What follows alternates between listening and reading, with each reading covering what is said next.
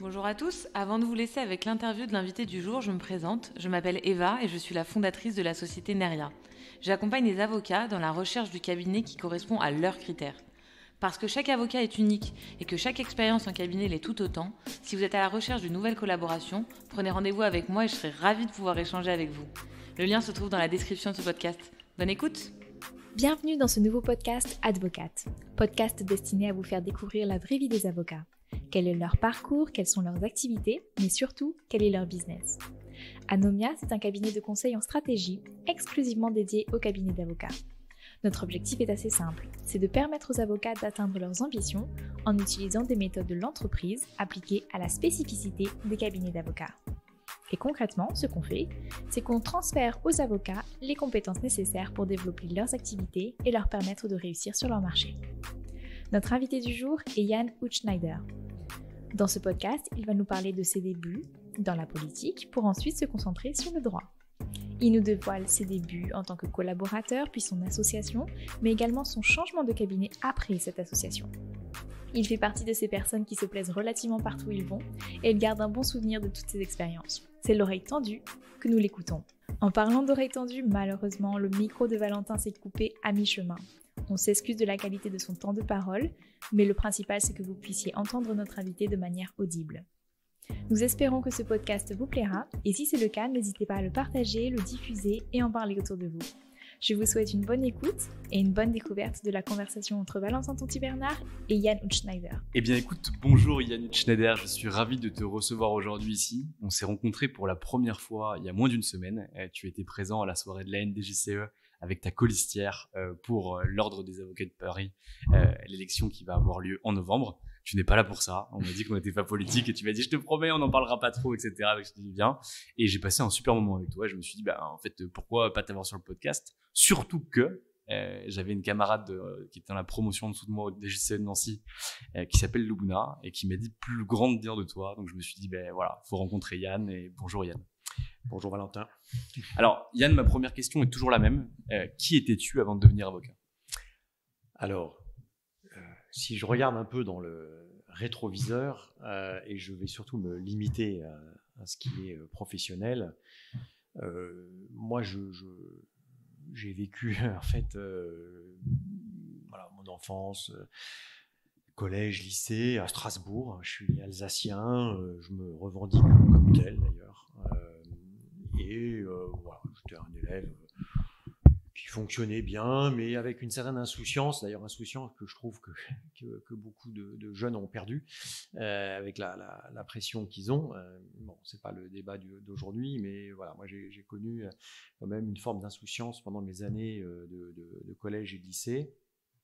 Et après mon bac, tranquillement, je me suis pas trop posé de questions. Je suis allé en fac de droit à Strasbourg, fort logiquement. Et là, je dirais que ça a été un peu une révélation. Parce que c'est sûr que du droit, on n'en faisait pas, en tout cas à mon époque, comme dirait ma fille. Et donc, je suis arrivé en fac de droit ne sachant pas non plus totalement où je mettais les pieds. Et tout de suite, ça m'a plu. En fait, ça a été immédiat. La greffe a pris tout de suite. Et je me suis senti vraiment comme un poisson dans l'eau en fac. Alors, surtout sur les matières publiques, politiques, donc le droit constitue, l'histoire du droit, mais j'avais aussi accroché avec le droit privé. Et la particularité de la fac à Strasbourg à l'époque, c'était le droit de l'union. Voilà. Et ça, c'est quelque chose qui progressivement en fait va s'installer chez moi et qui finalement va être un espèce de travail un peu souterrain de ce que sera ma future carrière, mais sans que je le sache à ce moment-là. C'est que avec les matières de droit de l'Union, alors surtout à partir de la maîtrise, puis en master 2, qui vont avoir une vraie importance pour moi. Donc moi, je vais faire en fait d'abord une maîtrise de droit public. Donc je suis publiciste donc de formation. Et ensuite, je vais être amené à partir à Louvain, mais côté flamand, à la Katholieke Universiteit Leuven, où là, je vais passer une année absolument exceptionnelle chez nos amis flamands et belges, à avoir des cours en anglais, de droit de l'Union, avec celui qui va devenir le président de la Cour de justice donc, de l'Union, qui est Koen Leenaerts, qui est quelqu'un d'absolument extraordinaire, et puis un certain nombre d'autres professeurs tout à fait émérites, comme Jacques Steenbergen. Voilà. Et à Strasbourg aussi, j'ai rencontré vraiment des profs de droit de l'Union exceptionnels, comme Jean-Paul Jacquet, comme Denis Simon, comme Constantine Esco, comme donc également Robert Covard. Voilà, il y avait à cette époque-là, à Strasbourg, une espèce de pépinière très importante, dont sortiront d'ailleurs d'autres, comme Anne Waxman, donc de droit de l'Union. Et ça, c'est mon parcours. Je pars en Belgique et j'en reviens aussi avec beaucoup de distance. Je dirais, ça m'a beaucoup appris la Belgique, en ce sens que je me suis rendu compte que voilà, la France, c'était pas tout, que la France était vue aussi de l'étranger d'une certaine manière, qu'il fallait avoir plus de modestie au sein de l'Union vis-à-vis que ce soit nos amis belges, allemands. Parce que dans ce diplôme que j'ai fait, ce 3e cycle, il y avait des gens qui venaient d'à peu près de toute l'Europe, des Espagnols, des Allemands, et j'ai beaucoup sympathisé aussi avec des Belges. Et là, je me suis rendu compte que très souvent, malheureusement, les Français étaient perçus comme un peu prétentieux, bizarre, notamment lorsqu'ils venaient à Bruxelles, auprès des institutions européennes, et ça m'a toujours travaillé, ça, et dans mes dossiers aujourd'hui, lorsque j'ai les dossiers au niveau de la commission, il y a des choses que j'essaye de ne pas faire, en me souvenant de ce que j'avais entendu, de ce que j'ai entendu maintenant il y a plus de 25 ans, de ne pas arriver forcément avec des anciens ministres dans les dossiers, des choses comme ça, qui ne sont pas forcément très bien perçues du tout par les autres nationalités et aussi par les fonctionnaires de l'Union européenne. Très clair. Et du coup, tu finis ce cycle-là, et là, immédiatement, tu passes le concours d'entrée à l'école d'avocat. Tu viens t'installer à Paris ou tu as des étapes intermédiaires? Non, je vais avoir des étapes intermédiaires parce que, en fait, à ce moment-là, je ne sais pas encore trop ce que je vais faire. J'étais quand même très attiré par la chose publique, la chose politique. Et donc, je rentre de Belgique, et là, il y a une espèce d'opportunité qui s'ouvre pour moi, qui est de diriger une campagne électorale. Bon, donc là, j'ai 21 ou 22 ans, je ne sais plus, et par un copain on me propose de diriger une campagne électorale pour les élections législatives de 1993. Je suis désolé, tout ça date un peu. 1993, c'est une belle année. C'est l'année où Tapi ramène la Champions League à l'OM. Moi, je n'ai pas ramené la coupe. Et il me propose, donc là, on parle d'une personne que je vais nommer, parce que c'est une personne qui a compté, qui s'appelle Robert Grossman, qui est une figure locale du monde alsacien, de la politique, une figure, on va le dire, du RPR à l'époque, et qui me propose de devenir son directeur de campagne donc pour les élections législatives, dans une opportunité incroyable, que j'accepte, on discute, on se rencontre, et donc le truc part au mois d'octobre pour des élections en mars. Et donc là, ça va être un rythme absolument intense d'élections, de préparation. Et en fait, c'est un moment où je vais beaucoup apprendre. Alors je pense que lorsque je regarde un peu là, et que je me dis que j'y suis allé trop jeune sur un poste comme ça, parce que lui, c'était une personnalité très exigeante, très puissante, très moteur, très insatisfaite aussi, je pense, toujours sur le qui-vive. Et en fait, c'est quelqu'un qui, aujourd'hui, presque je peux remercier parce qu'il m'a réveillé. J'étais dans un espèce de rythme étudiant, facile, sympa, de copains. Et là, première confrontation finalement avec un monde professionnel, c'est un peu le choc, parce que tous les matins, il nous astiquait, disant où est-ce qu'on en est, on est nulle part, il faut avancer, c'est quoi les idées du jour, qu'est-ce qu'on fait, où est le programme, toute une série de choses qui ont fait que de ce mois d'octobre à mars 93, ça a été très intense. Il m'a beaucoup sollicité, j'ai beaucoup appris. Et je pense en effet que voilà, il m'a réveillé. Alors, il a été battu. Alors, en même temps, je m'étais inscrit discrètement en maîtrise de Sciences Po parce que je me suis dit, si jamais il est battu, j'ai un trou dans mon CV, quoi. Et en fait, directeur de campagne électorale dans un CV, c'est pas toujours facile à vendre. Donc, j'avais fait une espèce d'inscription un peu dormante en maîtrise de Sciences Po que je vais réactiver. À partir mars, à partir d'avril, où je vais rattraper une année en un mois pour obtenir ma maîtrise. Mais c'est vrai que s'il avait été élu, là, il y avait un premier tournant. Je serais peut-être pas avocat ou plus tard, peut-être que j'y serais venu, mais très clairement, je serais parti comme assistant parlementaire de Robert Grossman. Mais ça a été vraiment un moment absolument dingue. Jacques Chirac est venu sur la circonscription, je l'ai vu à l'œuvre en train de remonter une rue entière, de saluer tous les commerçants. Enfin, pour dire, c'est que Robert Grossman, c'est quand même quelqu'un, ce qu'il m'a toujours dit, c'est qu'il avait repéré Nicolas Sarkozy. Donc, il est patron de ce qu'on appelait l'UJP en 1975, et dans les jeunes, en fait, il repère Nicolas Sarkozy et le fait monter. Donc, une vraie figure, vraiment, mais qui n'est jamais allé au Palais Bourbon. Donc là, il y a très clairement un premier tournant qui se passe.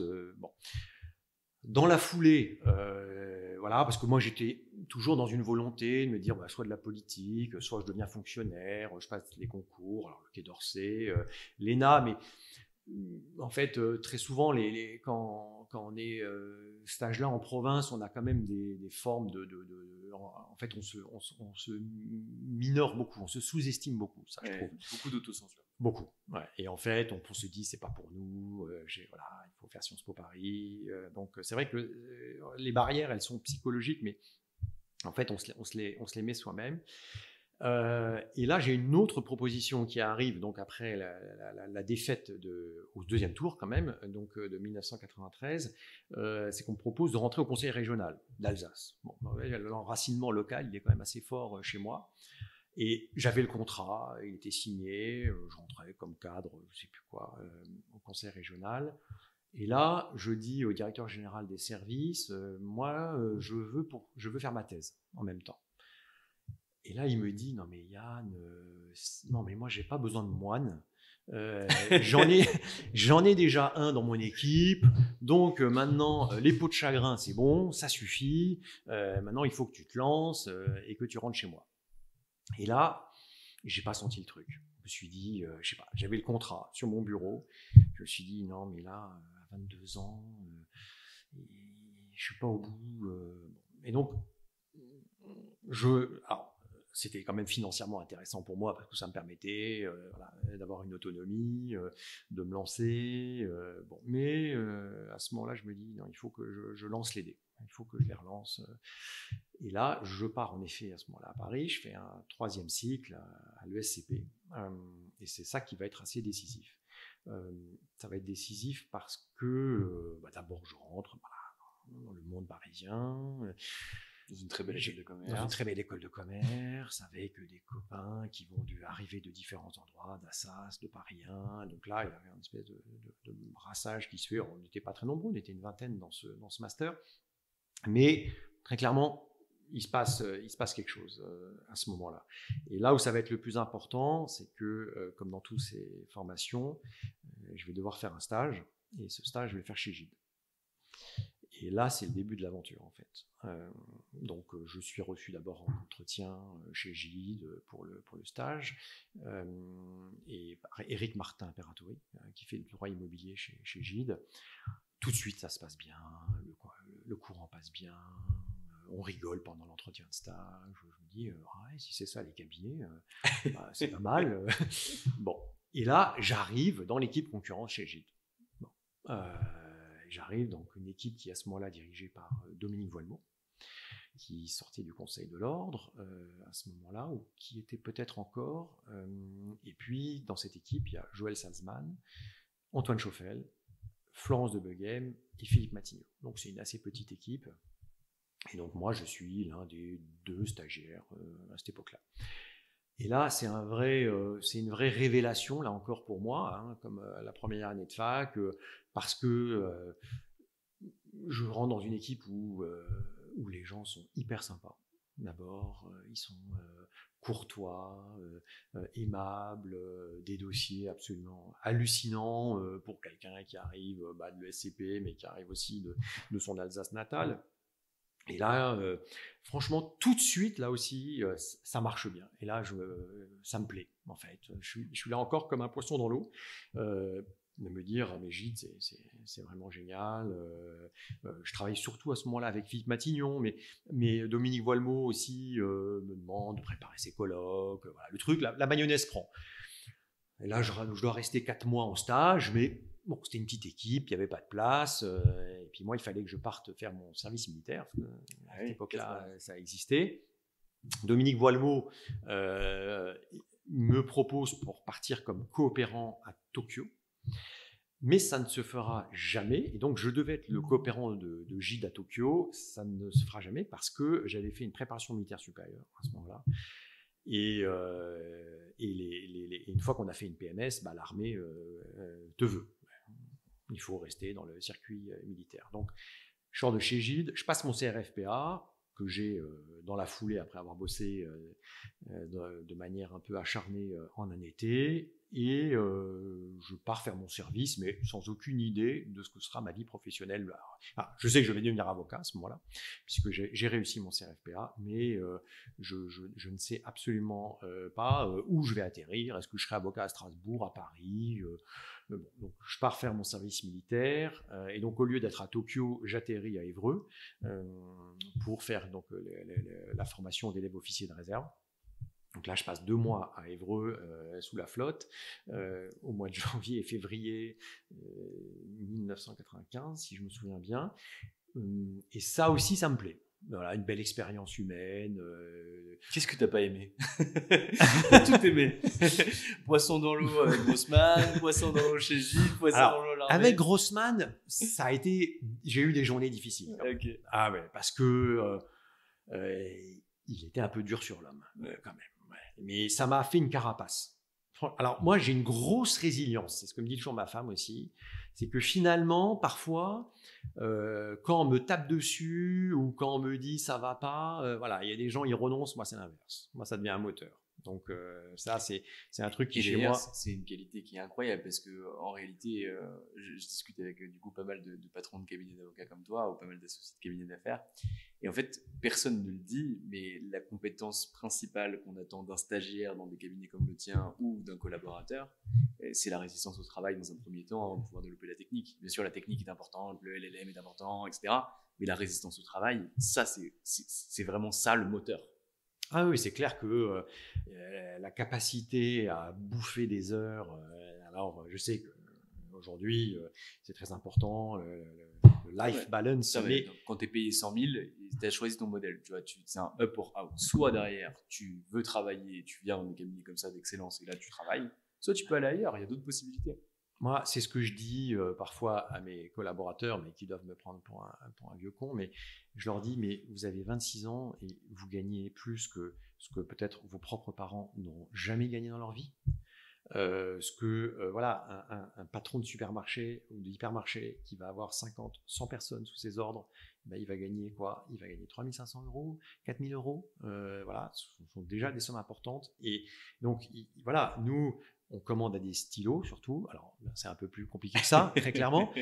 Mais voilà, il y a un moment, il faut aussi que... et je ne veux pas du tout dévaloriser ce qu'on fait. C'est important. On est porté par un marché, bien entendu. Mais voilà, il faut bien avoir conscience aussi dans quoi on s'insère, de ce qui est la vraie vie aussi. Je suis assez d'accord avec toi. Tu finis ton service militaire et là, du coup, tu deviens avocat. Tu deviens avocat où? Alors, donc pendant mon service que je fais à Salon de Provence dans l'armée de l'air, donc là je passe rapidement parce que je pense que, mais vraiment comme tu dis, j'adore parce que j'ai ma Jeep, j'encadre des soldats, etc. Et là je suis resté en contact en fait avec Philippe Matignon de chez Gide. Et puis un jour, je vais sur Paris, je déjeune avec lui et là il m'annonce, écoute, voilà, j'ai une grande nouvelle pour t'annoncer, je m'en vais. Bon, bah oui, donc là, il m'annonce qu'il part dans un autre cabinet. Et il me dit ensuite, et donc on a discuté en interne et on a réfléchi pour me remplacer, on a pensé à toi. Voilà, j'étais absolument surpris parce que j'avoue que je ne m'y attendais pas. Et là, je dis, génial, très bien, quand est-ce que je commence? Et je me souviens, je quitte mon service militaire, ça devait être le 2 octobre à Salon de Provence, et le 3, petite erreur d'ailleurs de ma part, parce que j'aurais quand même pu prendre un peu plus de temps que ça, je commence chez Gide, donc alors au début en binôme avec Philippe Matignon pendant 1 mois ou 2, mais dans l'équipe de Dominique, de Joël, d'Antoine et de Florence de Buquet. Donc ça, voilà. Donc, c'est ce qu'on appelle chez Gide les bébés Gide, stage, collaboration, et ensuite donc devenir partenaire, mais je pense qu'on aura l'occasion d'en parler un peu plus tard. Ouais, carrément. Et alors du coup, tu peux nous parler un petit peu de ta carrière, sur ta carrière d'avocat, si on dézoome un petit peu sur les différentes années que tu as passées. Tu commences donc du coup chez Gide avec Matignon, et derrière tu fais quoi? Tu restes combien de temps là-bas? Alors, chez Gide, donc je démarre dans l'équipe en effet de Dominique, et je suis recruté à la fois par Dominique, mais aussi pour travailler celle qui était sa collaboratrice numéro 1, Joël Salzman. Et donc là, je rentre tout de suite dans des dossiers de concurrence. Dominique me met tout de suite sur une entente dans le secteur du BTP.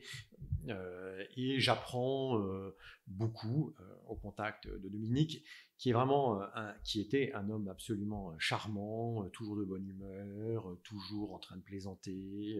Sa devise, c'était travailler en s'amusant. Et je pense que c'est important parce qu'en fait, je me rends compte que j'ai eu la chance finalement d'avoir des espèces de mentors dans ma carrière, que ce soit mes professeurs de droit ou ensuite Dominique Voilemot, Antoine Chauffel, Joël également, qui a été un mentor. Et donc voilà, je rentre dans une équipe où je découvre aussi ce qui est le rythme non plus du stagiaire mais du collaborateur. Et alors, une petite anecdote, c'est qu'au bout de 5 mois, moi, je prenais mes week-ends. Bon, je partais en week-end le vendredi soir. Et puis un jour, Joël me dit, Yann, il faut qu'on se parle. Je crois que, je ne sais pas si tu te rends compte, mais moi, je travaille tous les samedis et tous les dimanches. Et donc, soit tu suis mon rythme, soit tu trouves un nouveau patron. Et là, je me suis dit, j'avais pas tout compris. J'avais pas intégré que il fallait que je travaille le week-end. Bon, ok. Et là, c'est un peu la piqûre Grossman, c'est-à-dire qu'au lieu de me dire, voilà, c'est pas fait pour moi, ces gens sont dingues, et ben ça va créer l'inverse chez moi et je vais me mettre à travailler énormément. Quand tu dis énormément, tu peux nous en dire un petit peu plus? Je travaillais, non pas que je ne travaille plus, ouais. Mais c'est du 9h, au moins 21h tous les jours, puis parfois plus, et puis c'était au moins un des 2 jours du week-end. Samedi ou dimanche. Qu'est-ce qui t'anime en fait au fond de toi pour que tu puisses tenir? Parce que tu vois, à l'époque chez Gide, les rémunérations étaient belles. Non, mais à l'époque, c'était pas aussi importante que celle-ci, celle que vous avez aujourd'hui, etc. Et tu travaillais plus que ce que les collaborateurs aujourd'hui dans les grands cabinets travaillent.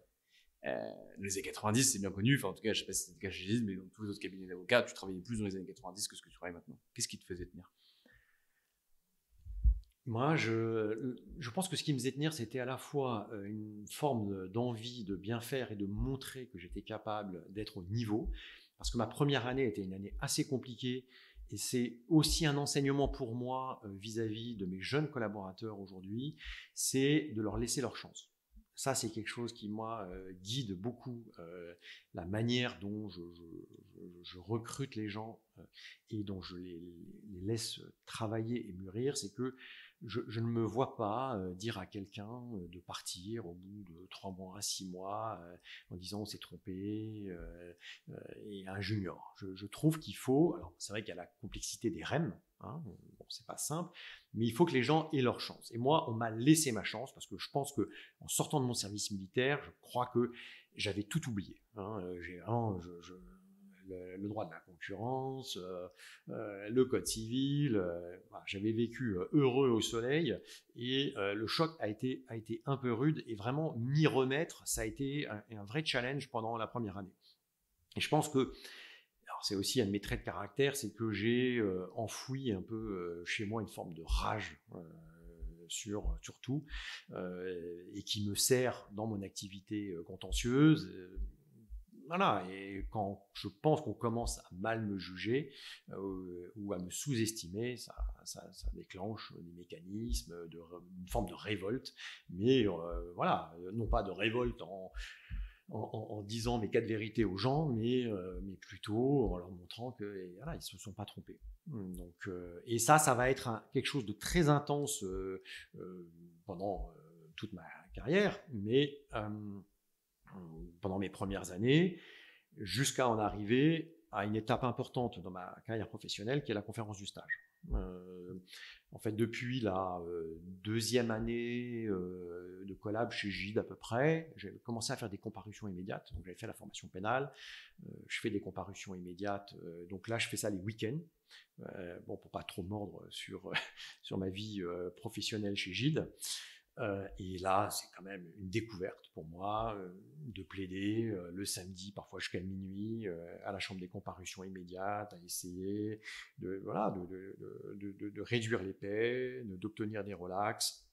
Ça a été quelque chose qui m'a aussi énormément appris dans ma vie professionnelle, que de sentir que en tant qu'avocat, j'étais au plus près de mon métier aussi, et d'être utile, d'être parfois le dernier rempart pour quelqu'un qui n'a plus rien souvent dans sa vie. Alors, donc ça, il y a un travail qui se fait par les comparutions immédiates, et je me décide donc à passer la conférence du stage au bout de 4 ans de chez Gide, 4 ans à peu près, alors tout en faisant des dossiers de droit de la concurrence, parce qu'à ce moment-là, je suis notamment sur le dossier Monoprix, donc le rachat de Monoprix par Casino, donc qui est un dossier qui va me prendre beaucoup de temps, qui va être un de mes dossiers très marquants à ce moment-là de ma jeune carrière.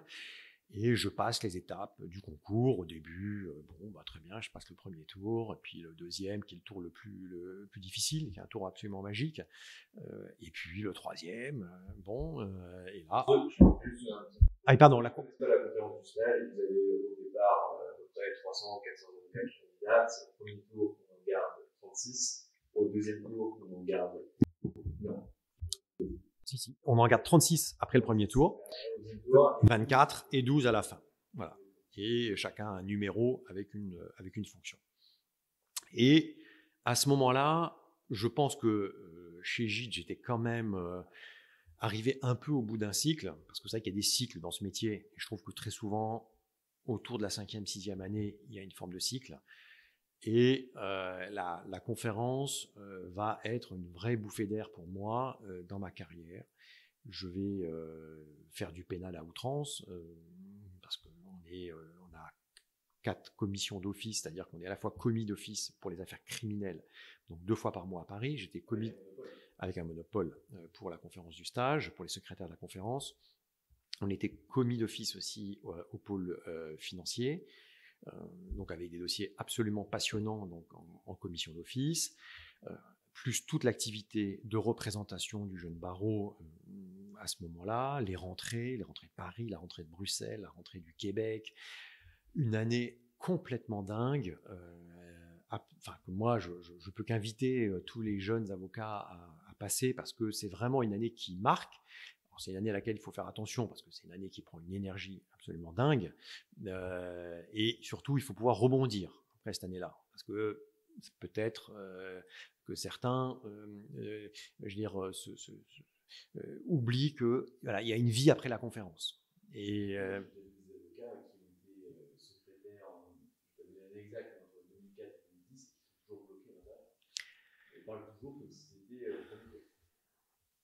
c'est possible. Oui, parce que c'est vrai qu'on touche à des dossiers qui sont stratosphériques. Moi, j'avais défendu, plein de choses, une braqueuse de banque, des choses absolument exceptionnelles. On a été commis d'office, ce qu'on appelle des assises express. On était 3 à être commis à 15 jours Donc pour aller plaider aux assises, on va plaider aux assises, on plaide énormément, on a plein de débats devant le juge des libertés, de la détention, on est proche du bâtonnier, on est proche du conseil de l'ordre. C'est vraiment, quand on est jeune avocat, on a tous entre 26 et 30 ans. En fait, à ce moment-là, c'est une année de feu, hein, c'est une année absolument magique et qui, moi, je n'avais absolument pas faite pour mon futur chez Gide, parce qu'à ce moment-là, je ne pensais pas devenir associé chez Gide, mais qui, sans m'en rendre compte, va m'irriguer. Et je pense qu'aujourd'hui, ça me sert toujours. Alors, je pense qu'on n'a absolument pas on a besoin de passer par la conférence pour bien plaider, pour être à l'aise, etc. Mais moi, ça m'a beaucoup nourri, ça m'a beaucoup irrigué. Et quand j'ai terminé la conférence du stage, Antoine Chauffel m'a dit, qui était donc avec Joël, l'associé à ce moment-là de l'équipe. On est dans les années, je réfléchis, 2000. Moi, je suis secrétaire en 2001 et Antoine était rentré de Bruxelles. Antoine Chauffel était rentré de Bruxelles. Et il me dit, écoute, maintenant, toi, tu sais plaider, donc tu vas aller plaider. Et donc, il m'a donné de plus en plus les dossiers de l'équipe à aller plaider au tribunal de commerce, en correctionnel, parce qu'on faisait aussi le droit pénal économique, à l'autorité de la concurrence. Et donc, je me suis retrouvé, alors c'était vraiment pas le dessin, moi, c'était avoir une bulle d'air dans ma carrière, quelque chose à moi.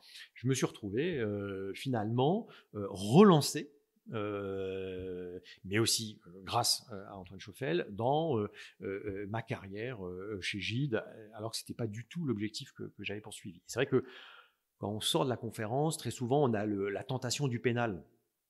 On se dit, je vais laisser tomber la matière qu'on fait. Hein. Il y en a qui font du M&A, il y en a qui sont des pénalistes. Il y a toujours des pénalistes dans une promo.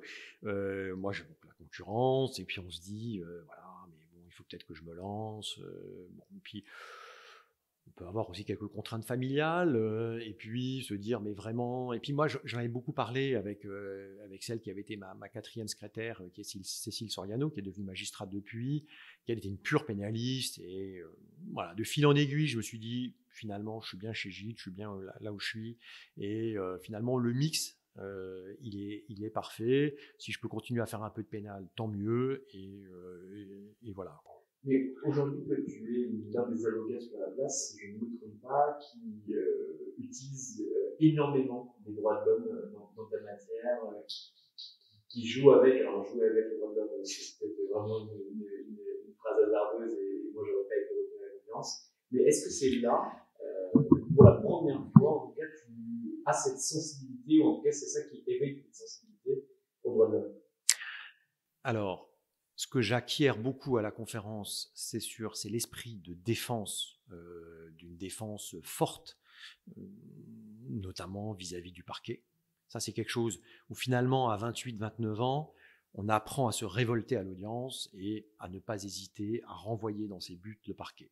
Ça, c'est quelque chose que j'apprends finalement assez jeune, c'est-à-dire qu'il y a un moment, il ne faut pas avoir de déférence à l'égard des autorités de poursuite. Et ça, c'est quelque chose alors toujours être poli, bien entendu, mais il faut savoir fixer les limites, qu'il s'agisse d'une autorité de concurrence, que s'agisse du ministère public, d'un officier de police judiciaire, de la DGRF. Ça, c'est quelque chose que j'apprends. Ce que j'apprends aussi beaucoup et que je cultive en effet depuis beaucoup, c'est les aspects procéduraux. C'est-à-dire que dans les dossiers, de manière générale, j'apprends à soulever des nullités. À ce moment-là, des nullités pénales, pour obtenir, et j'en ai obtenu un certain nombre, donc des annulations devant la chambre de l'instruction, des relax également, sur des questions procédurales. Et ça, c'est quelque chose que, notamment une personne donc, dans le groupe de la conférence, que je travaille avec lui, et que je vais développer finalement au fur et à mesure de mes années, pour faire. Alors, moi, j'aime pas faire de la procédure quand il n'y a pas lieu. Ça, c'est ce que je dis toujours à mes collaborateurs, ça n'a aucun sens, surtout c'est le pire, ça agace les magistrats. Mais c'est vrai que ce que tu dis, en fait, à un moment, je me suis dit, mais il y a quand même toute une sphère qui est la sphère des droits fondamentaux consacrée par la Cour européenne des droits de l'homme. Alors, je ne suis pas le premier, hein, mais c'est vrai que c'est quelque chose que dans mon équipe et que moi, je cultive beaucoup, qui est dès lors que je trouve que dans un dossier de concurrence, dans un dossier de droit économique, avec la DCRF, avec la Commission européenne, il y a une problématique de droits fondamentaux, il y a une problématique de procès équitable, il y a une problématique d'accès au dossier, il y a une problématique de loyauté des enquêteurs, eh bien, on le fait valoir. Et on en reparlera peut-être, mais on a un certain nombre de résultats sur ces sujets. Et c'est vrai que, bien entendu, il y a le fond, le travail, mais sur la thématique procédurale, et d'ailleurs que c'est la procédure, la thématique procédurale droits fondamentaux, mais c'est aussi la procédure civile, hein, puisqu'on fait aussi beaucoup de procédures civiles donc, dans nos dossiers. C'est quelque chose que on travaille beaucoup dans l'équipe. Il nous arrive de poser des QPC, des questions préjudicielles, voilà. Et donc on a tout un éventail. En fait, on est très en alerte sur ces sujets-là. Très clair. Tu deviens associé quand chez Gide, comment? Alors, je deviens associé chez Gide en 2005. Je deviens associé un peu difficilement. La naissance a été compliquée parce que, en fait, l'un des reproches qui m'était fait à ce moment-là, on disait toujours, mais Yann, il est trop proche d'Antoine Jouffel. Finalement, il a toujours besoin de lui parler, il est trop... Voilà. Antoine était quelqu'un qui était très... un excellent technicien, très grand plaideur, qui prenait pas mal de place dans l'équipe, hein. Donc c'est vrai qu'il restait assez peu d'air, fondamentalement. Et c'est vrai que quand on est collaborateur, on était tous pas mal dans sa roue. Donc c'est vrai que ça a été assez, il a fallu faire un travail de conviction auprès des autres associés et pour que Antoine y a beaucoup œuvré pour que je sois élu associé en 2004 pour rentrer en fonction en 2005. Et là encore, quand j'ai été élu ensuite, ça a fonctionné très vite. Très vite, les choses sont mises en place. Tu avais du business perso avant ou pas? Alors, j'avais surtout du business que je gérais en autonomie. Voilà. Donc, il y avait des clients que j'avais développés, qui étaient des clients du cabinet, mais sur lesquels on m'avait laissé les coups des franches parce que Antoine, Joël voulaient se consacrer à autre chose. Et donc, pour moi, c'était une vraie chance, une vraie opportunité. Tu avais laissé un portefeuille qui a été développé par le passé, par le temps. Non. En fait, c'était vraiment des choses qui étaient arrivées parfois par d'autres associés du cabinet avec un petit truc. Et que sur ce petit truc, j'avais commencé à développer une relation. Donc, ce n'était pas du tout un portefeuille. Donc, il y avait une petite plante que tu as réussi à transformer. Exactement. Et donc, il a fallu beaucoup l'arroser, cette petite plante.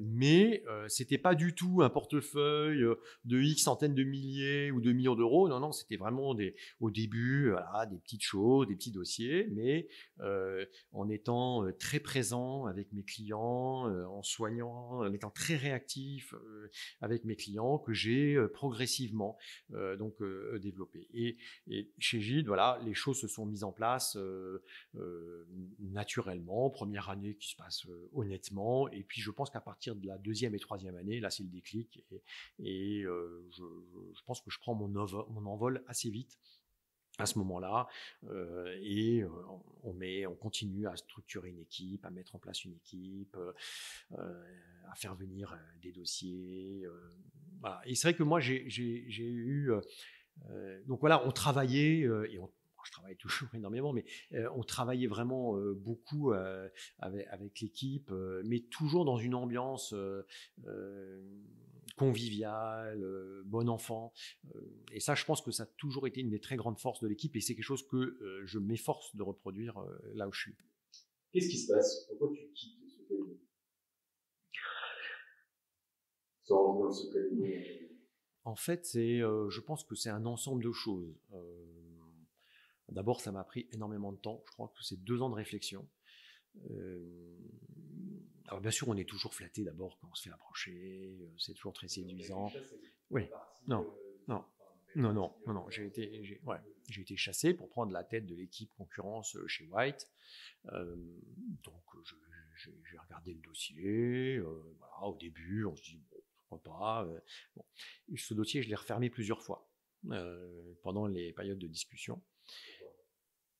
Parce que les choses n'y étaient pas, parce que notamment pour des questions, je ne vais pas développer trop de personnes, il y a des choses que je ne sentais pas, que je ne me voyais pas. Donc, et d'ailleurs, la culture de passer d'un cabinet français à un cabinet américain, parce qu'on dit souvent, et c'est pas le cas chez White, pour le coup, c'est dans beaucoup de cabinets, mais que les cabinets américains sont une antenne nationale et qu'en réalité, les vraies décisions sont pas d'ailleurs.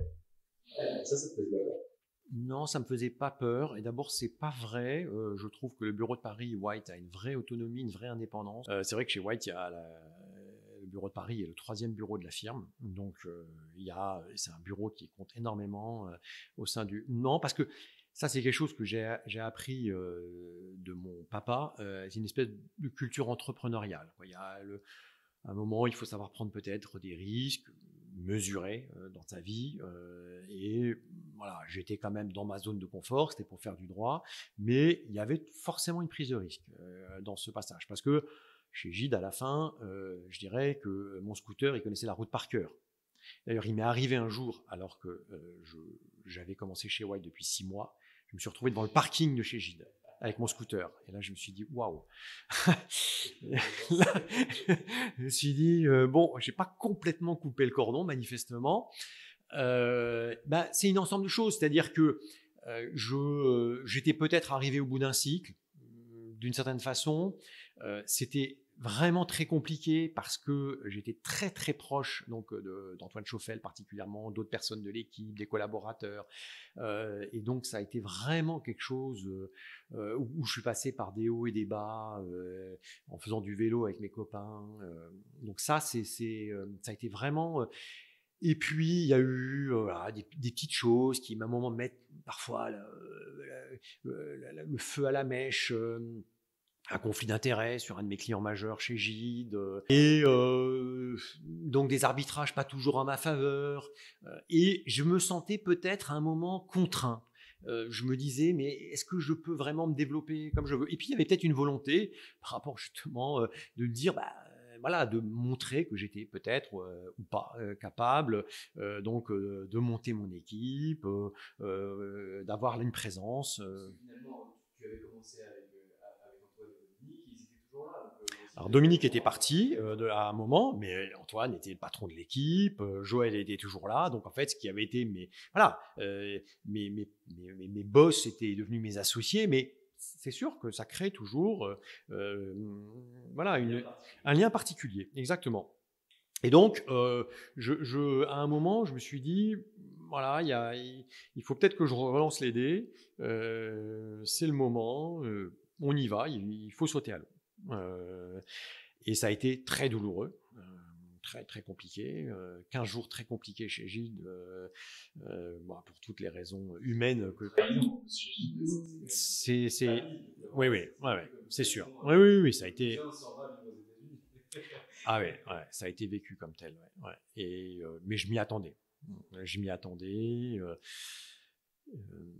Voilà, mais ça a été, je me souviens d'un week-end très très compliqué, on m'avait demandé de réfléchir, mais c'est vrai qu'à ce moment-là, en plus quand ça fait 2 ans qu'on réfléchit, c'est le truc est trop engagé, en fait. Et comment ça se passe les négociations avec White? Qu'est-ce qu'ils attendent de toi? Qu'est-ce qu'ils vendent comme projet plutôt que qu'est-ce que tu leur vends aussi comme projet proposé? Ils attendent de moi de prendre la tête de l'équipe, de les accompagner sur leur dossier merger, notamment leur dossier concurrence, de prendre la suite de Jean-Paul Trantiette qui à ce moment-là donc s'occupait de l'équipe.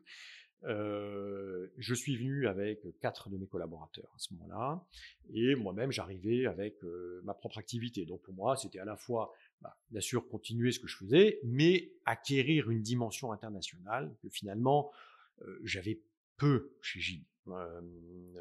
Donc l'idée c'était aussi pour moi de rentrer dans un cabinet, dans une firme avec une dimension plus internationale et de voir un autre mode de fonctionnement que chez Gide et de travailler sur des dossiers beaucoup plus internationaux que ce que j'avais pu faire. J'avais aussi un copain qui était eu de ma thèse en M&A. Voilà, et puis je trouvais les associés sympas. Donc j'en avais rencontré un certain nombre. Voilà, et puis je me suis dit, si je le fais jamais, si je le fais pas, je le ferai jamais. Voilà. Et vu que tu aimes tout ce que tu fais, ça c'est finalement. Tu rentres chez White & Case en quelle année? 2016. En 2016, ça ressemble à quoi White & Case en 2016? 2016, on doit être 30 associés. On était déjà à Place Vendôme, mais c'est un cabinet qui historiquement a toujours été Place Vendôme parce que quand ils ouvrent leurs portes en 1925 à Paris, donc un des tout premiers cabinets américains, on se rapproche. Ils sont déjà Place Vendôme en 1925. Je pense qu'ils étaient moins nombreux. Et ça ressemble. Je suis assez étonné d'ailleurs parce qu'il existe toujours un partners lunch chez nous tous les 15 jours. Finalement, en français, parce que je me suis dit, est-ce qu'on parle que l'anglais? Non, on ne parle pas que l'anglais chez White. Et puis, des mecs qui plaisantent, enfin des mecs, bien entendu, et des femmes. Voilà, une bonne humeur, une convivialité. Donc, c'est quelque chose qui se met en place, en effet, assez naturellement et avec un partnership donc d'une trentaine. Aujourd'hui, on est 53. Aujourd'hui, on est 200 avocats. Donc, à l'époque, je ne sais pas, il y a 7 ans, on devait être autour de 130. Donc, aujourd'hui, c'est une firme, je pense, en effet, qui est l'une de celles qui est le plus en plein boom sur la place de Paris, je crois. Par l'arrivée aussi de toute une série d'associés par la suite, dont Sam Golshani, Marc Métitier, voilà. Donc, je ne vais pas tous les citer, mais... Ouais. Ok, très clair. Il y a beaucoup d'associés qui travaillent dans des cabinets français et qui, à un moment donné, au niveau de leur portefeuille, estiment avoir touché un plafond de verre et se disent qu'en allant dans une firme américaine, les dossiers ou anglaises, les dossiers qui ne touchent pas aujourd'hui, les clients qui n'arrivent pas à toucher aujourd'hui, ils réussiront à les toucher au sein de ces cabinets. Est-ce que ça, tu l'as constaté, toi, à titre personnel? Alors, je pense que c'est en partie vrai. C'est en partie vrai parce que ça dépend aussi d'abord de soi-même et de la manière dont on va contacter ses associés pour leur dire, tiens, j'ai vu que tu travailles avec un tel, est-ce que tu peux me les présenter? Donc, à la fin, alors, je pense que c'est ce que tu dis est peut-être très vrai, notamment dans les firmes de Magic Circle, où je crois que la puissance du réseau est vraiment très importante. Chez White, il faut quand même, il faut quand même prendre les contacts nécessaires avec ses associés. Après, c'est vrai que ce sont des cabinets qui recherchent des dossiers qui ont des couvertures européennes, multijuridictionnelles, mondiales, si possible, des clients mondiaux. Et c'est ça qui est assez bluffant dans ces cabinets, c'est de voir que il y a finalement une série de grands comptes, notamment, et pour lesquels on va créer tout un environnement, tout un écosystème pour qu'ils se sentent bien chez nous, pour que ça continue à fonctionner. Et ça, la manière dont on accompagne, c'est vrai, certains clients est assez épatante. Après, moi, ça m'a permis, c'est vrai, de toucher à certains dossiers que peut-être je n'aurais pas eu chez Gide. Oui, c'est possible. Après, c'est toujours compliqué de faire ce qu'on appelle le contrefactuel dans mon métier. Mais ce que je trouve le plus marquant, notamment parfois, c'est la capacité à travailler en équipe, en ce sens que d'avoir un seul homme et puis toute une équipe derrière, des Allemands, des Belges s'il faut, des Italiens, des Espagnols. Bon, non pas qu'on ne sache pas le faire chez Gide, mais on va forcément aller chercher des compétences dans des cabinets amis. ce qui soulève souvent d'autres sujets pour organiser l'équipe, de fees, des sujets de ce type-là. Mais là, en revanche, voilà, il y a une tête et puis tout le monde se met derrière. Ça m'intéresse vraiment ce que tu dis là, parce qu'on pourrait penser que c'est contre-intuitif. Je m'explique. Dans les cabinets américains, on le sait, on va revenir dessus, le système de rémunération majoritaire des associés est en ligne. En gros, tu es payé par rapport à ce que tu rapportes. Ce qui est quand même moins le cas, qui existe quand même, mais qui est quand même proportionnellement moins le cas dans les cabinets français. Et là, tu m'expliques un truc que je trouve vraiment ultra intéressant, c'est que les avocats associés du cabinet américain comprennent qu'ils ont besoin des autres pour pouvoir bosser et réussissent quand même à se mettre autour de la table de façon plus simple que dans les cabinets français. Et même sans parler de Gilles, moi je travaille dans les cabinets français et je remarque parfaitement. Comment est-ce que tu l'expliques ça? C'est la culture, c'est quoi? Alors, c'est peut-être la culture White, parce que je ne connais pas forcément les cultures des autres maisons, mais c'est vrai que chez White, ce qui m'a toujours impressionné, c'est la vitesse à laquelle les gens te répondent. Alors ça, c'est un truc, ça m'a toujours épaté de voir à quel point quelqu'un aux US, en Allemagne, va répondre à n'importe laquelle de mes demandes. Donc il y a forcément, je pense, une part de culture maison chez White qui est importante. Après, il y a aussi, me semble-t-il, le système de rémunération où on rémunère, comme beaucoup de cabinets, mais l'origination, et puis ceux qui travaillent sur le dossier. Donc, on essaie de faire en sorte que celui qui va être en Allemagne à suer jour et nuit sur ton dossier, va par un système de crédit y trouver une forme de compensation, parce que sinon ça devient quand même plus compliqué. Des ratios entre l'origination et le traitement, Non, c'est-à-dire que c'est toujours le fruit d'une discussion en général.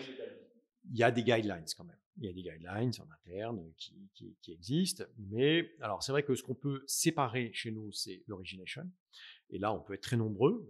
On peut imaginer un dossier où il y a des Allemands, des Espagnols, des Anglais. Et donc, celui par qui vient le dossier, il va proposer quelque chose à ses partenaires. Donc là, voilà, très souvent, les gens disent « Ok, super ». Peut y avoir une petite discussion à ce moment-là. Et après, on a chez nous aussi celui qui est le matter, donc partner, qui va vraiment le travailler le plus sur le dossier. Et puis, il y a le billing. Bon. Et tout ça peut être dissocié. Donc, ça peut être totalement unifié. On peut à la fois avoir 100% de l'origination. Le matter, il n'est pas divisible et le billing n'est pas divisible. Donc, ce qui est vraiment divisible, c'est l'origination. Et là-dessus, et ce qui va permettre quand même, voilà, que chacun y trouve son compte, notamment sur les grands dossiers, il y a une forme donc d'incitation qui se crée. Et ça, je pense que c'est absolument crucial que les gens jouent le jeu. Parce que le risque, c'est que bien entendu, c'est que les gens gardent chez eux le plus possible les crédits, ce qui grippe le système. Et l'origination, elle est sur le dossier ou sur le client? Imagine, on est toi et moi, on est associés au sein du cabinet, qui nous fait une autopromotion assez sympa. Un jour, je ramène Martin Bouygues, je le pique à Jean-Michel, et je le ramène, et du coup, les dossiers concurrents vont aller maintenant chez White & Case, ou peu importe s'ils sont déjà chez toi, ça. C'est sur Martin Bouygues que j'aurai mon origination, ou c'est sur le dossier en question que toi tu vas réussir à toucher? C'est une très bonne question. Pour moi, la manière dont moi je le vis en tout cas, et je fonctionne en tout cas, c'est que c'est par rapport au dossier. Donc si demain l'associé de M&A, de fiscal, qui va se faire repérer vis-à-vis d'un de mes clients et se voit attribuer un dossier, il va être appelé par le client en direct, il va me prévenir, me dire écoute, voilà, comment veux-tu faire? Mais moi je vais lui dire écoute, prends le dossier. En général, il va me donner de l'origination, mais je vais lui laisser le matter et le billing. Donc voilà, mais ça c'est ma façon de fonctionner, en tout cas chez White, et je pense que c'est important parce que moi j'ai été élevé dans cette culture, qui est la culture, c'est vrai, Gilles, qui est une forme quand même de générosité, voilà, de s'assurer que aussi bien mes associés que ceux qui vont le devenir et puis le deviennent, voilà, puissent aussi se développer, vivre et se développer. Parce que sinon, le système, il fonctionne en vase clos. Ce qui fait qu'en fait, Gilles est exposé plusieurs entourage qui fait que beaucoup d'autres cabinets créeront encore aujourd'hui. Oui, oui, oui, pour d'autres cabinets. Il faut faire très attention, en effet. De toute façon, les REM, c'est quand même une des grandes causes d'explosion des cabinets. Donc, ou de départ d'équipe. Ouais, ça et les conflits d'intérêts. Donc ça, c'est quand même les deux grandes causes. Après, il y a d'autres sujets parfois, mais... Et alors du coup, ça fait 7 ans, si mes calculs sont exacts, que tu es arrivé chez White & Case. Comment est-ce que tu as pris tes fonctions? Parce qu'avant, tu étais, si je puis dire, sans minimiser ton rôle chez Gilles, associé en droit de la concurrence. Là, aujourd'hui, tu es associé directeur d'équipe, ou en tout cas, c'est pour ça que tu as été recruté. Comment est-ce que tu prends tes fonctions de construction stratégique, que tu avais déjà en partie chez Gilles, mais là, tu les prends quasiment en monopole? Comment ça se passe? Ça s'est passé assez naturellement pour moi. Les choses très vite, mes associés chez White m'ont vraiment super bien accueilli, m'ont confié des dossiers, voilà, identifié comme le patron de l'équipe.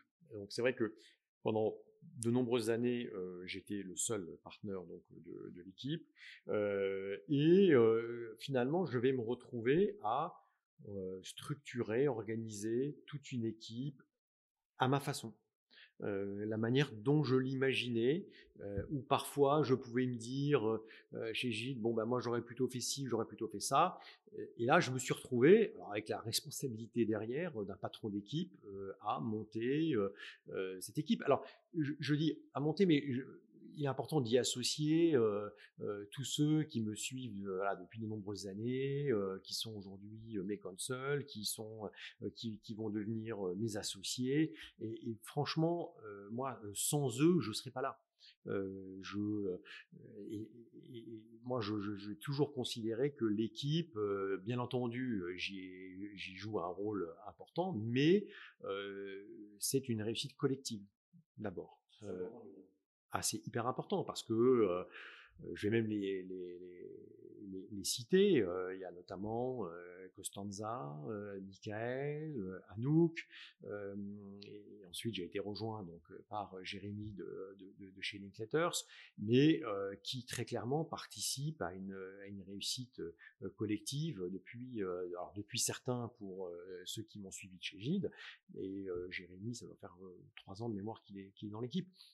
Et ça, c'est hyper important parce que moi, je ne vois pas ma carrière, je ne vois pas comme un solo égoïste de quelqu'un qui finalement... en fait, ce qui est beau dans ce métier, c'est quand on amène des gens au partnership, quand on les voit se développer, qu'on les voit mûrir, s'épanouir, ou parfois ils nous quittent, mais pour devenir directeur juridique d'une boîte, moi j'ai un de mes collaborateurs aujourd'hui qui a un poste hyper important à l'autorité. Je suis hyper content pour lui, il fait une carrière absolument splendide. Donc ça, je trouve que la satisfaction du chef d'équipe, appelons-le comme ça, c'est d'emmener les gens quelque part. Si c'est pour que rien n'est poussé, voilà, et que rien ne repousse comme Attila, ça veut dire que c'est un échec. En fait, c'est un constat d'échec d'une carrière qui, voilà, ouais, ça, j'en suis assez convaincu. Vous faites partie d'une des équipes numéro 1 sur la place du barreau-taille au niveau du droit de la concurrence. C'est qui ces compétiteurs directs? C'est qui que tu retrouves en face de toi sur le dossier? Bon, les grands compétiteurs, c'est Bredin, qui est quand même une très très belle équipe. Hein. Moi, j'ai pas mal de copains là-bas, dont Igor, que je connais depuis Strasbourg.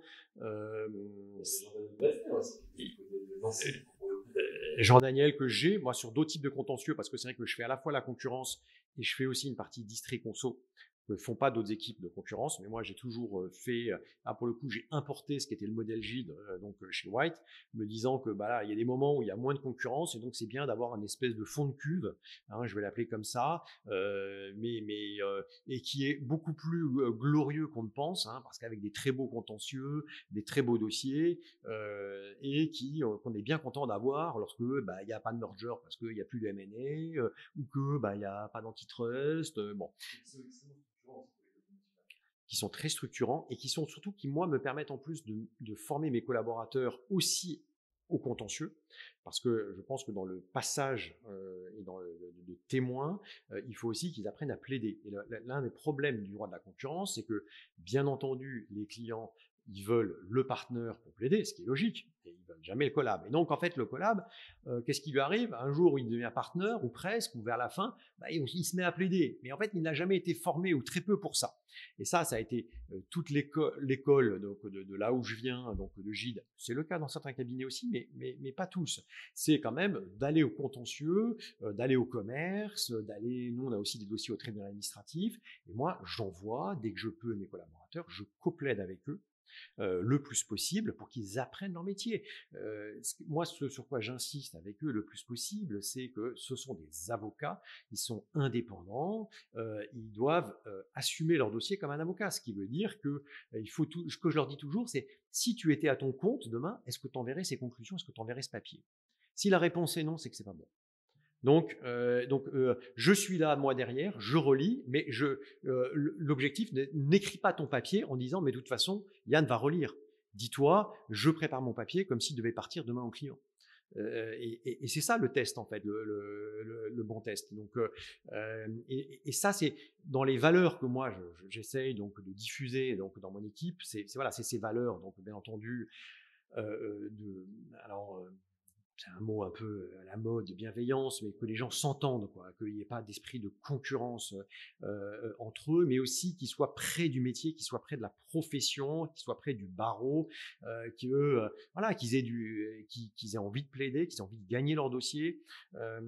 Moi, ce que je dis toujours, parce que j'enseigne un peu, je dis toujours à mes étudiants, si vous rentrez pas dans une salle d'audience en vous disant je vais tout exploser et je vais gagner, alors bien sûr, pas en défonçant le juge ou le bureau ou son adversaire, ça sert à rien, il faut changer de métier.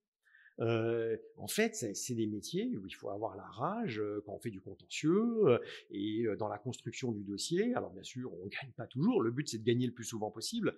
Mais ça, c'est un trait de caractère. Et c'est pour ça que moi, dans les recrutements que je fais, bien sûr, le CV est important, mais je cherche aussi des profils, des gens dont je me dis ça va coller avec l'équipe. Ce sont des gens dont je sens qu'ils ont envie, qu'ils vont avoir l'envie du contentieux. Et aussi, moi, j'essaie de faire en sorte, mais ça c'est mon atavisme, de ne pas avoir que des Parisiens. Et j'attache beaucoup d'importance à ce que des personnes qui viennent un peu partout, de province, aient leur chance et puissent travailler dans des équipes de ce type-là. Donc là-dessus... Et c'est une équipe qui, aujourd'hui, je crois, fonctionne plutôt bien, j'en suis même sûr. Alors après, il y a Bredin, il y a bien sûr Gide, Darrois, l'équipe de Philippe Guibert chez Depardieu. C'est souvent les équipes qu'on voit très souvent. Nathalie Jalabert, Doury également. C'est ce qui est déjà pas mal. Alors j'en ai peut-être oublié. Deux dernières questions à te poser, parce que je t'ai déjà pris bien plus de temps que ce que je devrais normalement te prendre. C'est quoi les plus beaux dossiers de ta vie à l'heure actuelle? C'est pas forcément les plus gros, mais ceux sur lesquels tu sens que tu as eu un impact très fort. Et donc tu es fier de celui-ci. Alors il y a deux dossiers dont je suis très fier.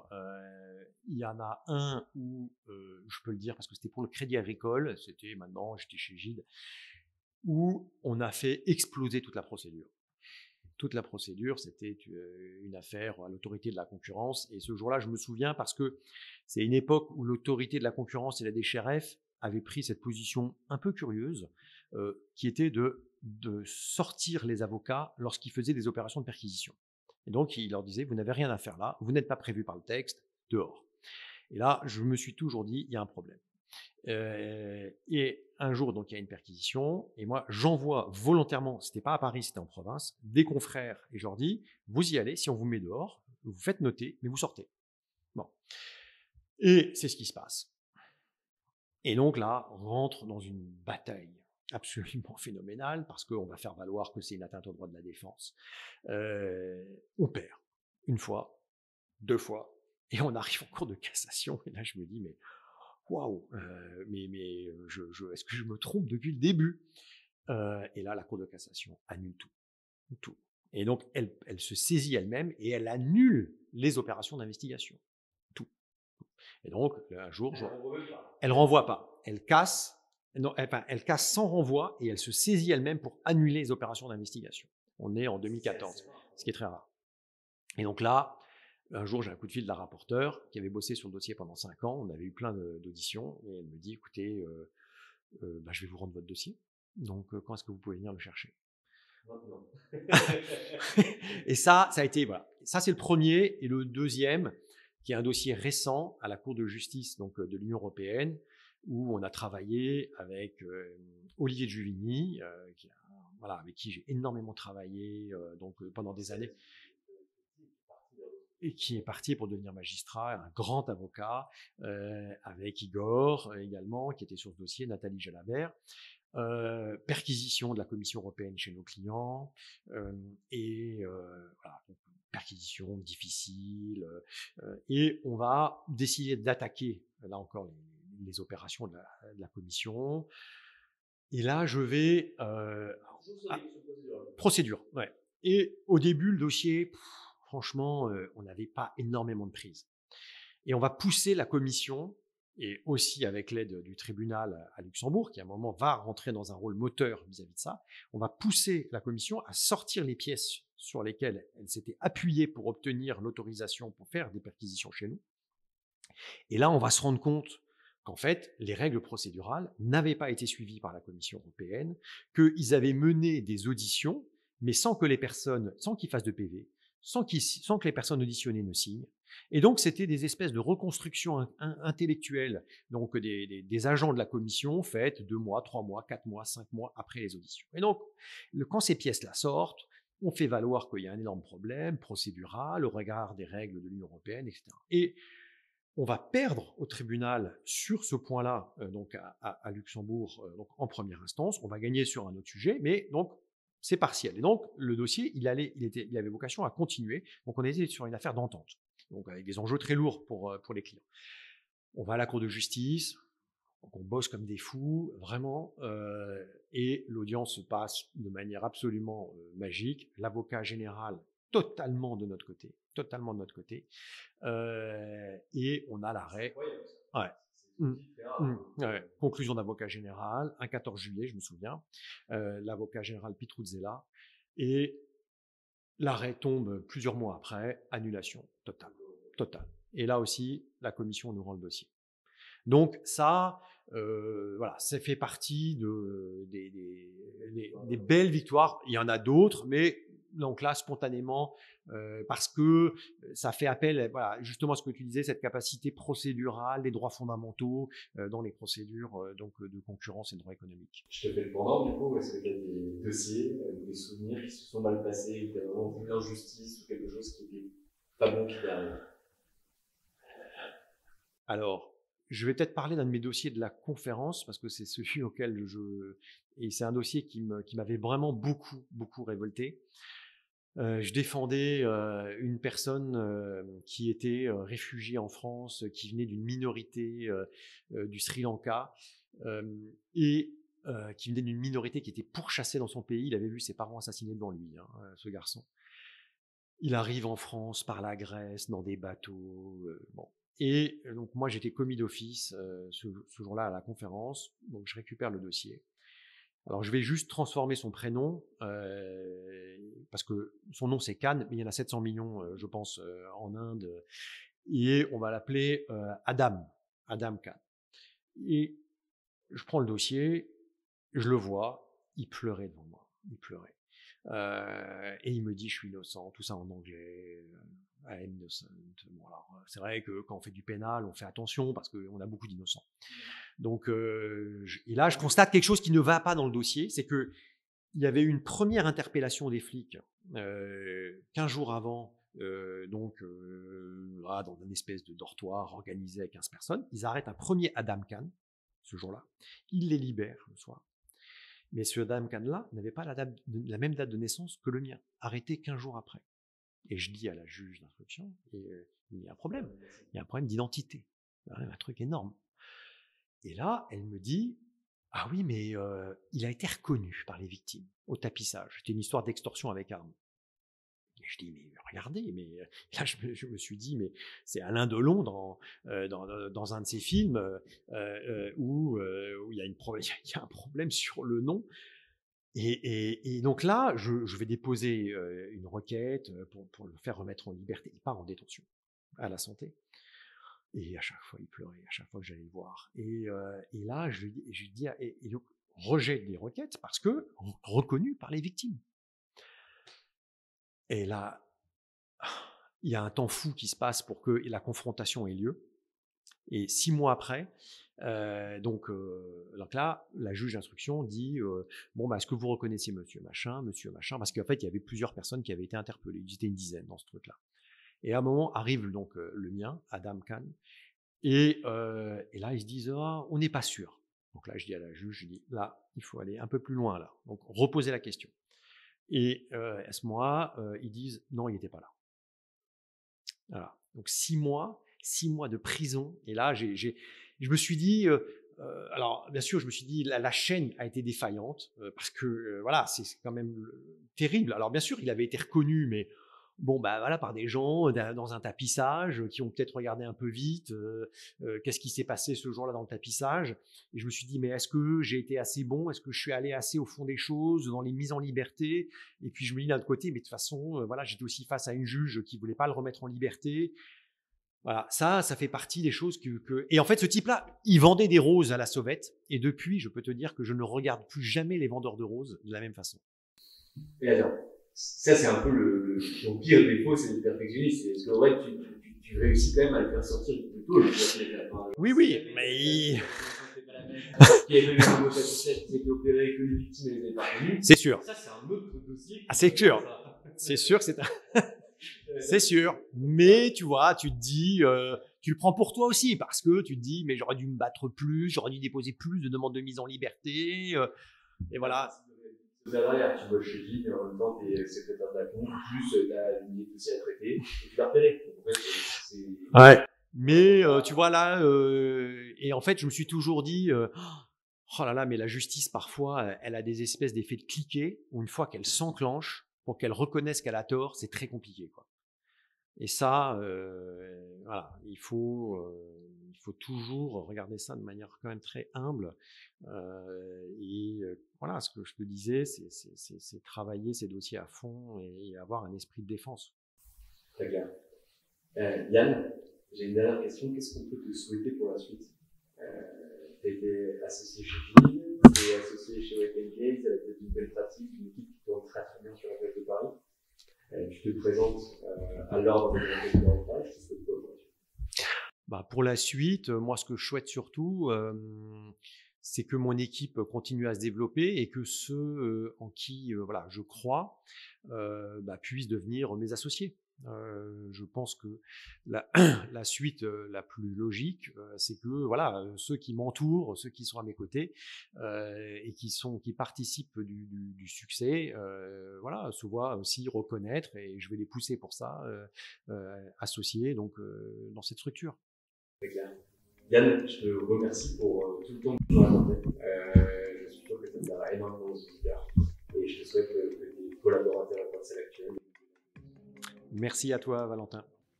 Et voilà, le podcast est fini pour aujourd'hui. J'espère que celui-ci vous a plu, mais si vous en êtes arrivé jusque-là, je pense que oui. N'hésitez pas à en parler autour de vous, à le partager, à le diffuser et à nous recommander des avocats que vous aimeriez voir sur ce podcast. Bonne journée et à très vite.